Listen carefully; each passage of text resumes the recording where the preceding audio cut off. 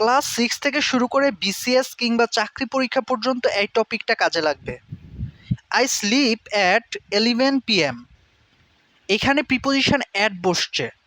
I don't go to school on Sunday, এখানে preposition on বসছে।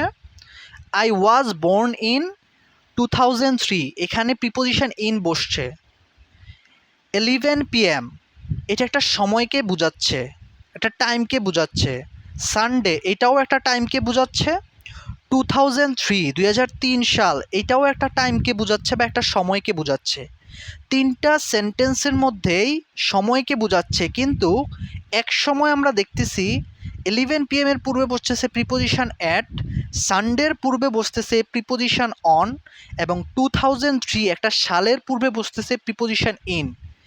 এইগুলা একটা শর্টকাটে মনে রাখা যায় কিসের পূর্বে কি বসবে, একটা নিয়ম আছে, ওই নিয়মটাই শর্টকাট, আর কিছু না। তো আমরা এটাই আজকে খোলাসা করব।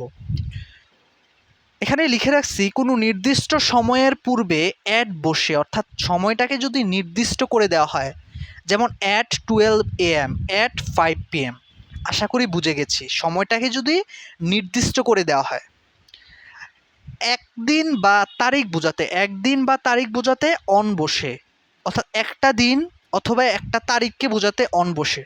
যেমন অন সানডে, সানডে কি একটা দিনকে বোঝাচ্ছে না? On Monday. এরকম 7টা দিন, আমরা 7টা দিনের আগে, অর্থাৎ এক সপ্তাহে যে 7 দিন, ওই 7টা দিনের আগে আমরা অন ইউজ করব। On 1 January, on first January বলতেছে পহেলা জানুয়ারিটাকে, অর্থাৎ একটা দিনকে কিন্তু নির্দেশ করতেছে। এই জন্য একটা দিনের পূর্বে অন বসবে অথবা তারিখের পূর্বে অন বসবে। অনেকটা সময় বোঝাতে ইন বসে, অর্থাৎ এর আগে পড়ছিলাম আমরা একটা নির্দিষ্ট সময়, তারপর পড়ছি তার থেকে একটু বেশি সময়, মানে একদিন। এখন হচ্ছে অনেকটা সময়, মানে একদিনের চেয়েও বেশি সময় বোঝালে অনেকটা সময় হয়, তাই না? তো অনেকটা সময় বোঝাতে ইন বসে। যেমন ইন জানুয়ারি, জানুয়ারি কি একটা মাসের নাম, অনেকটা সময়কে বোঝাচ্ছে।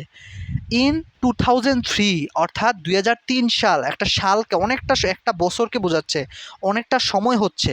তো অনেকটা সময়কে বোঝালে ইন বসে, ইন 2003। এখন এর মধ্যে একটা গুরুত্বপূর্ণ আরও কিছু একটা নিয়ম আছে, সেটা হচ্ছে একটা দিনের অনেকগুলো সেগমেন্ট থাকে, যেমন সকাল, দুপুর, বিকাল, সন্ধ্যা, রাত। এখানে আমি 5টা সেগমেন্টে ভাগ করছি একটা দিনকে। তো যদি আমরা সকালে কিছু করতেছি বা সকালে কিছু একটা হয়েছে এরকম বোঝাই, তাহলে প্রিপোজিশন ইন বসবে।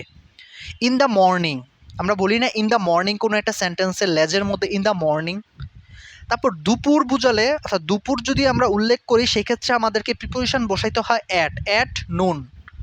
যদি আমরা বিকাল ইউজ করি, সেক্ষেত্রে in the afternoon. Sandhya in the evening. রাত অ্যাট নাইট। অর্থাৎ এখানে আমরা দুইটা বিষয় লক্ষ্য করতেছি, একটা হচ্ছে ইন, একটা হচ্ছে অ্যাট। অর্থাৎ একটা দিনের মধ্যে 5টা সেগমেন্ট থাকে, সকাল, দুপুর, বিকেল, সন্ধ্যা, রাত।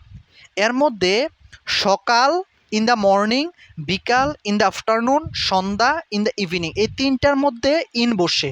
আর দুপুর অ্যাট নুন, রাত অ্যাট নাইট, রাতের পূর্বে সবসময় অ্যাট বসে, দুপুরের পূর্বে সবসময় অ্যাট বসে। এই দুইটা ক্ষেত্রে অ্যাট ব্যবহৃত হয় দিনের সেগমেন্টে।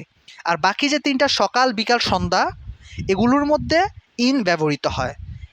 এই এই নিয়মগুলো যদি আমরা মনে রাখতে পারি, প্রিপোজিশন ইউজ করা, অর্থাৎ সময়ের পূর্বে প্রিপোজিশন যে ইউজ করতে হয়, সেটা আমরা একদমই ক্লিয়ার হয়ে গেছি। ধন্যবাদ সবাইকে। ভিডিওটা কাজে লাগলে অবশ্যই ভিডিওটাকে শেয়ার করে দিন। আপনার টাইমলাইনে শেয়ার করে রাখতে পারেন, আপনার ফ্রেন্ডদেরকে আপনি শেয়ার করে দিতে পারেন যদি আপনি একজন সচেতন ফ্রেন্ড হয়ে থাকেন। ধন্যবাদ সবাইকে। আসসালামু আলাইকুম।